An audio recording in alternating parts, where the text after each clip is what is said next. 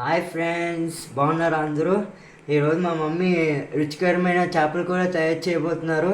వీడియోలోకి వెళ్ళే ముందు లైక్, షేర్, సబ్స్క్రైబ్ చేస్తారని అనుకుంటున్నాను. కూర చాలా బాగుంటుంది, మా మమ్మీ చేసింది.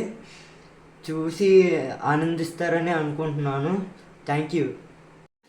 హలో ఫ్రెండ్స్, పెద్ద చేప తీసుకొని దాని మీద ఉప్పు, పసుపు వేసుకుని శుభ్రం కడిగేసి ఆ తర్వాత ఉప్పు, కారం వేసి బాగా కలపండి.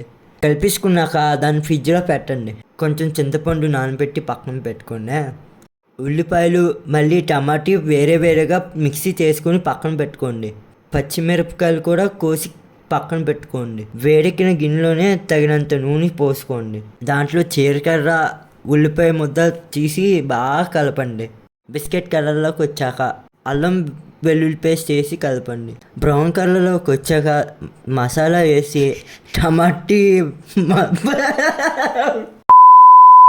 సారీ అండి, నవ్వు వచ్చింది. టమాటీ పేస్ట్, మసాలా వేసి కలపండి.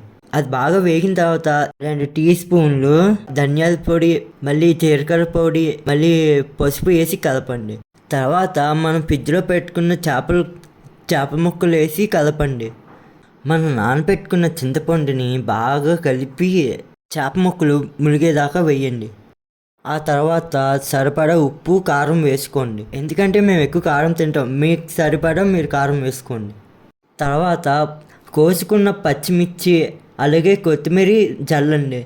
చిన్నగా కలిపి మూత పెట్టి మగ్గనివ్వండి. పావుగంట సేపు మగ్గనిచ్చిన తర్వాత మూత తీసి ధనియాల పొడి, జీలకర్ర పొడి, పెప్పర్ వేసి కలపండి. మరి ముక్కలు బాగా కలిపేయకండి, ఎందుకంటే ముక్కలు విడిపోయే అవకాశం ఉంది. తర్వాత కొత్తిమీర చల్లి 10 నిమిషాలు సిమ్లో పెట్టండి. ఎంతో రుచికరమైన మన చేపల కూర రెడీ. నేను వెంటనే తినడం స్టార్ట్ చేసా, అదిరిపోయింది. అందరికీ bye. Subscribe more. Bye bye.